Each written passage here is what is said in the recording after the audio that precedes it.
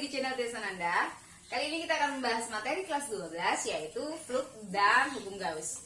Bagi yang belum subscribe channel Tia Sananda, silahkan di subscribe dulu dan aktifkan tombol lonceng agar mengetahui postingan-postingan Tia Sananda berikutnya. Yang pertama kita bahas adalah fluk listrik dulu. Kita masih berbicara tentang listrik statis ya. Pada video sebelumnya kita sudah membahas tentang medan listrik. Jadi medan listrik digambarkan sebagai garis-garis gaya listrik yang keluar dari kutub positif dan masuk di kutub negatif. Mungkin ini kalian masih ingat ya. Jadi kalau ada kutub positif dan negatif yang didekatkan, maka garis gaya yang keluar itu adalah dari positif menuju ke negatif seperti ini. Jadi kalau kita gambarkan garis-garis gaya listrik ini yang menembus bidang, itulah yang disebut dengan istilah fluk listrik.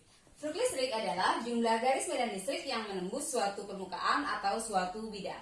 Nah, misalkan Ibu gambarkan sebuah bidang seperti ini dengan garis normal, yaitu garis yang tegak lurus permukaan itu disebut dengan N. Kemudian ada medan listrik yang menembus bidang seperti yang Ibu gambarkan membentuk sudut theta seperti ini. Ini adalah E. Maka fluk listrik bisa dirumuskan. Fluk listrik dilambangkan dengan lambang seperti ini. Ini dibaca pi. Ya. Dari gambar bisa kita rumuskan bahwa fluk listrik itu adalah E dikali luas permukaan bidang dikali cos theta.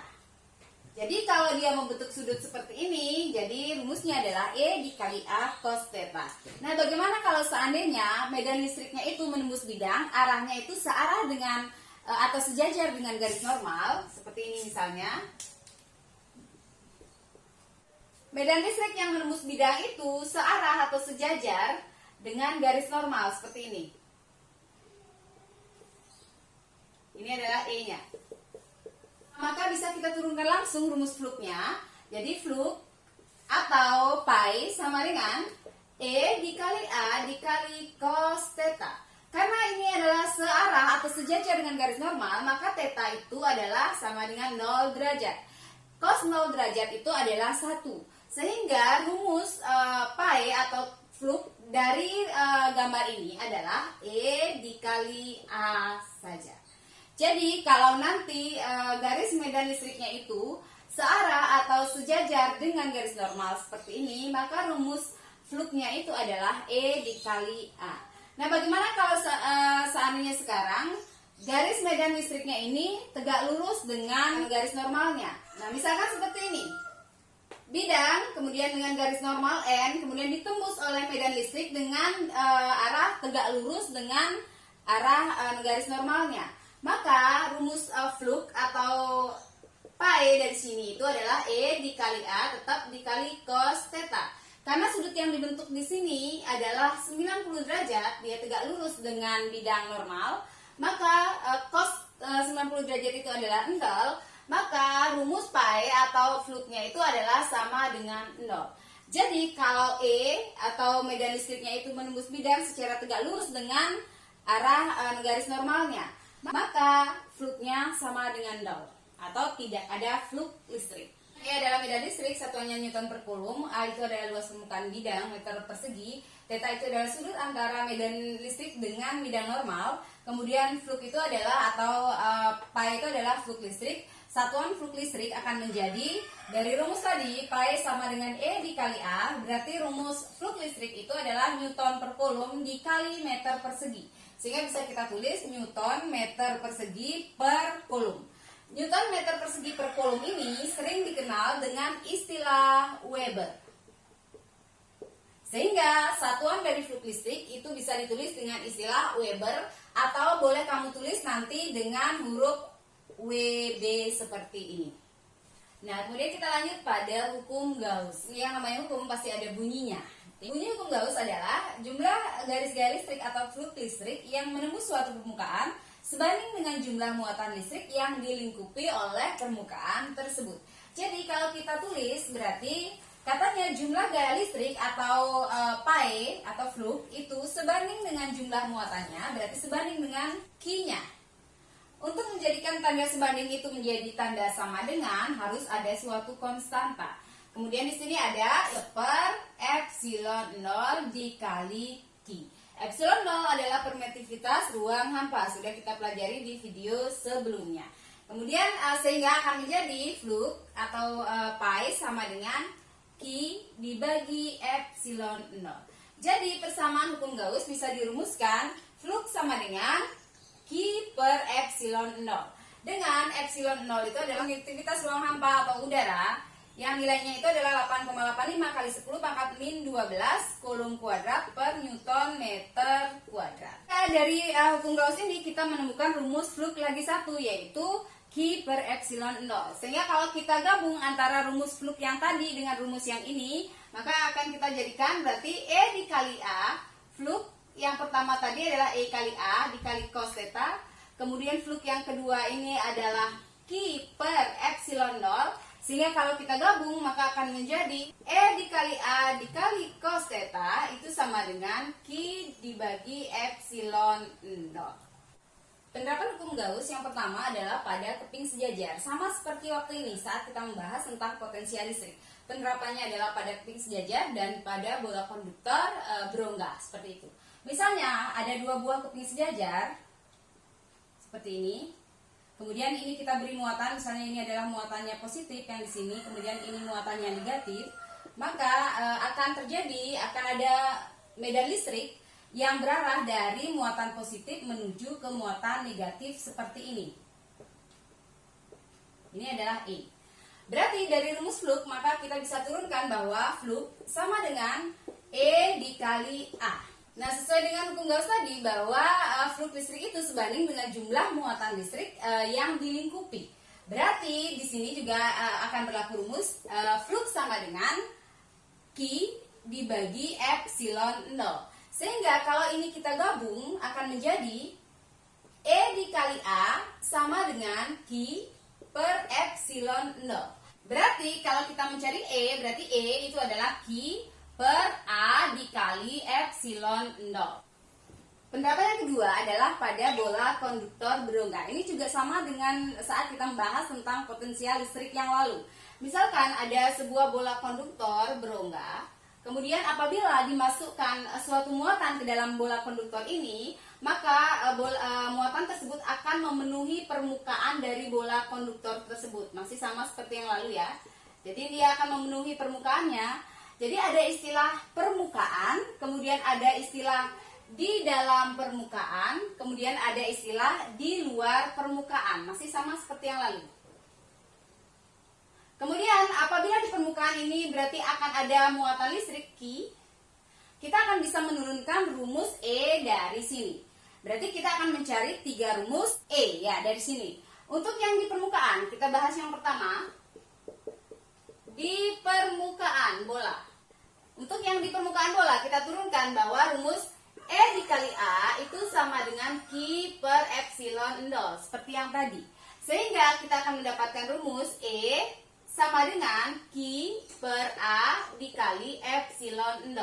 Ingatlah kalau di permukaan bola, ingatlah bunyi hukum Gauss bahwa jumlah flux listrik itu sebanding dengan jumlah muatan yang dilingkupi. Muatan yang dilingkupi itu berarti ada di bawahnya muatan yang dibawahi gitu ya, dilingkupi. Di permukaan bola ini terdapat suatu muatan ya. Sehingga E-nya itu bisa ditulis seperti ini. Dengan A berarti ini adalah bola, berarti A itu adalah luas permukaan bola. Rumus A pada bola itu adalah 4 pi R kuadrat, dengan R itu adalah jari-jari. Misalkan misalkan ya, dari pusat menuju ke permukaan itu jari-jarinya kita sebut dengan R kecil. Kemudian dari pusat menuju keluar permukaan bola ini kita sebut jari-jarinya dengan R besar. Kemudian dari pusat menuju ke dalam permukaan bola kita sebut jari-jarinya dengan R aksen, seperti itu ya. Berarti untuk di permukaan bola karena jari-jarinya itu kita sebut dengan R kecil, maka rumusnya adalah 4 pi R kecil kuadrat. Sehingga dari sini bisa kita uraikan bahwa E sama dengan Q per 4 pi R kecil kuadrat dikali epsilon 0. Sehingga E sama dengan, kita lihat bahwa di sini ada 1/4 pi dikali epsilon 0 dikali Q per R kuadrat. Jadi bisa kita tulis seperti itu kan. 1/4 pi epsilon 0 itu adalah nilai apa? Nilai K, nilai tetapan Coulomb. Sehingga E sama dengan K dikali Q per R kuadrat. R kuadratnya itu adalah R kecil. Jadi ini rumus mencari E pada permukaan bola. Rumus ini sama persis seperti rumus medan listrik yang kita turunkan pada video yang lalu. Nah, kemudian untuk yang di dalam permukaan bola, berarti di dalam sini dengan jari-jari kita sebut tadi dengan R aksen. Sesuai dengan hukum Gauss bahwa jumlah flux listrik berarti jumlah E itu sebanding dengan jumlah muatan yang dilingkupinya. Nah, kita lihat sekarang di permukaan bola, apakah ada muatan? Tidak ada muatan di sini. Tidak ada muatan yang dilingkupi. Berarti berapa jumlah flux listriknya? E akan sama dengan 0. Kemudian yang ketiga, untuk yang di luar permukaan bola. Untuk yang di luar permukaan bola berarti di sini, di garis merah ini dengan jari-jari kita sebut tadi dengan R besar. Adakah muatan yang dilingkupi? Ada. Dia melingkupi muatan yang di sini. Ya, sehingga di sini ada medan listrik. Berarti bagaimana rumus medan listriknya? Hampir sama kita turunkan dari sini. Ya, tetapi apa yang berbeda? Yang berbeda adalah R-nya itu menjadi R besar, bukan R kecil lagi. Sehingga setelah kita turunkan tadi seperti ini, kita akan mendapatkan rumus bahwa E sama dengan 1/4 pi epsilon 0 dikali Q per R-nya sekarang yang menjadi R besar kuadrat. Sehingga E sama dengan K dikali Q per R besar kuadrat. Inilah rumus E pada luar permukaan bola. Dengan R kecil ini adalah jari-jari di permukaan bola, kalian bisa catat. R besar ini adalah jari-jari di luar permukaan bola, dan R aksen ini adalah jari-jari di dalam permukaan bola. Soal, kuat medan listrik sebesar 100 Newton per Coulomb ditembakkan pada suatu persegi berukuran 20 kali 10 cm. Berarti kalau kita tulis diketahui E sama dengan 100 Newton per Coulomb. Kemudian perseginya diketahui, berarti ini panjangnya sama dengan 20 cm, lebarnya itu adalah 10 cm.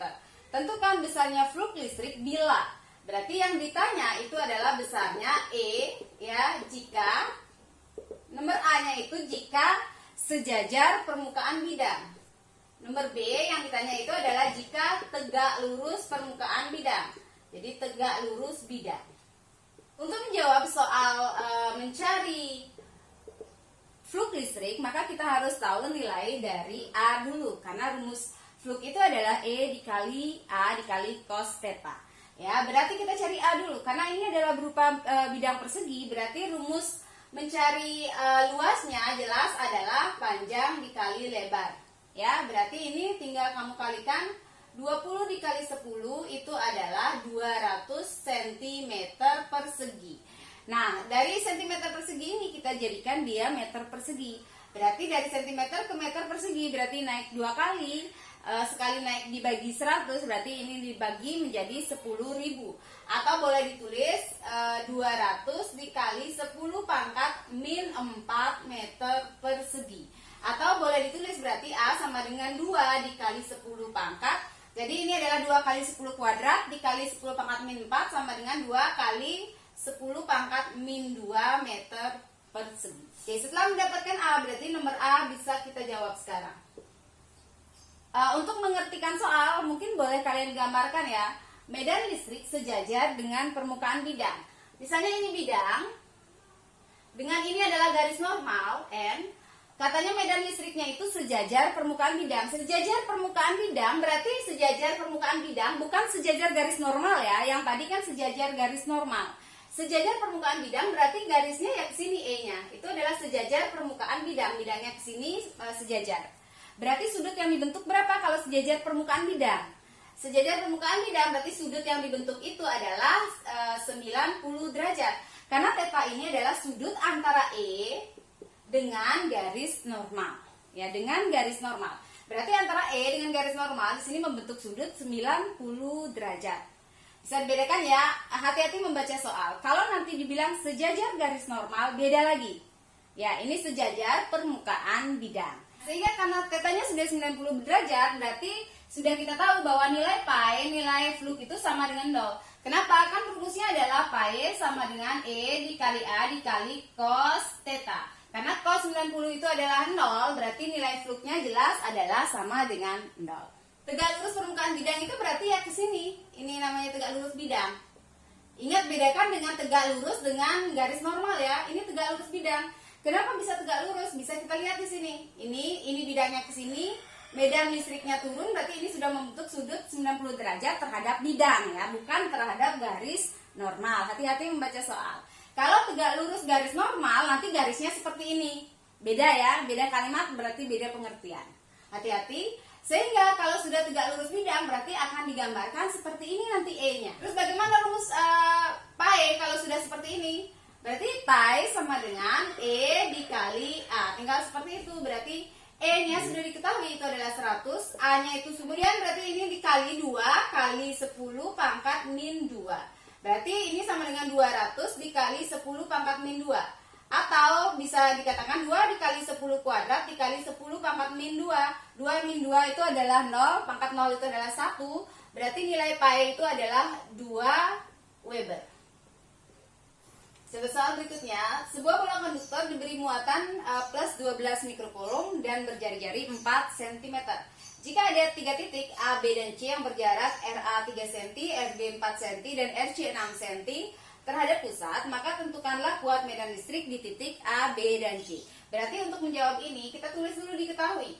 Diketahui berarti muatan, berarti diketahui di sini ada Q sebesar 12 mikrokulum, atau dijadikan kulum berarti 12 dikali 10 pangkat 6 kulum. Kemudian berjari-jari berarti R-nya itu adalah 4 cm. Jika ada 3 titik yang berjarak, berarti ini harus kita gambarkan ya untuk mengetahui yang mana berada di permukaan, yang mana berada di luar, dan yang mana berada di dalam permukaan bola. Jadi kita gambarkan. Ini misalnya di permukaan. Di permukaan bola berarti karena jari-jarinya 4 cm, berarti R di permukaan bola itu jelaslah 4 cm. Berarti RB yang berada di permukaan bola, berarti titik B ini. Ini adalah RB. Ini berarti titiknya adalah titik B. Kemudian kita lihat RA 3 cm, berarti di bawah nilainya dengan 4 cm, berarti dia berada di dalam permukaan bola. Berarti kalau kita gambarkan, berarti di sini ya. Ini berarti ini titiknya, ini R-nya itu adalah RA dengan titik, berarti ini adalah titik A. Kemudian RC diketahui 6 cm, berarti 6 cm itu jelas lebih besar dari di permukaan, berarti dia ada di luar permukaan bola, seperti ini ya. Berarti terhadap pusat kita sebut ini dengan RC, berarti titiknya ini adalah titik C. Nah, ditanya sekarang berapakah masing-masing nilai kuat medan listriknya? Jelas ya, kita sudah mengetahui sekarang. Berarti A karena berada di dalam permukaan bola, jadi kita jawab yang pertama, berarti nilai EA itu sama dengan 0. Soalnya hukum Gauss bahwa tidak ada muatan yang dilingkupi kalau di dalam permukaan bola, sehingga EA-nya sama dengan 0. Kemudian sekarang kita mencari EB. B itu ada di permukaan bola. Tadi sudah kita turunkan rumusnya, bahwa K dikali Q per R-nya sekarang itu berarti adalah RB. Berarti nilai K itu adalah 9 kali 10 pangkat 9 dikali Q-nya itu adalah 12 kali 10 pangkat min 6 per RB-nya tadi itu adalah 4 cm. 4 cm kita jadikan meter, berarti kita tinggal dikali 10 pangkat min 2 meter. RB-nya RB kuadrat ya. Berarti di sini tinggal kita tambahin kuadratnya. Sehingga akan menjadi 9 kali 12 itu adalah 108. Berarti dikali 10 pangkat 9 dikurangi 6 itu adalah 3 per 4 kuadrat 16 kali 10 pangkat min 2 kuadrat itu adalah 10 pangkat min 4. 108 dibagi 16 adalah 6,75. Berarti dikali 10 pangkat min 4 dibawa naik menjadi plus 4. Berarti 3 ditambah 4 itu adalah pangkat 7. Berarti satuannya adalah Newton per Coulomb. Ini adalah nilai dari EB. Kemudian berapakah nilai dari EC? Dengan cara yang sama mencari EB, karena dia berada di permukaan, rumusnya adalah K dikali Q per R-nya sekarang adalah RC kuadrat. Berarti sama dengan 9 kali 10 pangkat 9 dikali 12 kali 10 pangkat min 6 dibagi RC-nya itu tadi adalah 6 cm. Berarti 6 cm itu adalah 6 kali 10 pangkat min 2 meter. Ingat ini ada kuadratnya. Berarti EC sama dengan 9 kali 12 tadi adalah 108 dikali 10 pangkat 3 per 6 kuadrat adalah 36 kali 10 pangkat min 4. 108 dibagi 36 adalah 3, berarti dikali 10 pangkat juga sama pangkat 7 Newton per Coulomb. Demikianlah materi kita hari ini, semoga bermanfaat. Dan kalau dirasa bermanfaat, silakan di like dan di share. Dan jangan lupa bagi yang belum subscribe channel Tesan Anda, silakan di subscribe dulu dan aktifkan tombol lonceng agar mengetahui postingan-postingan Tesan Anda berikutnya. Dadah!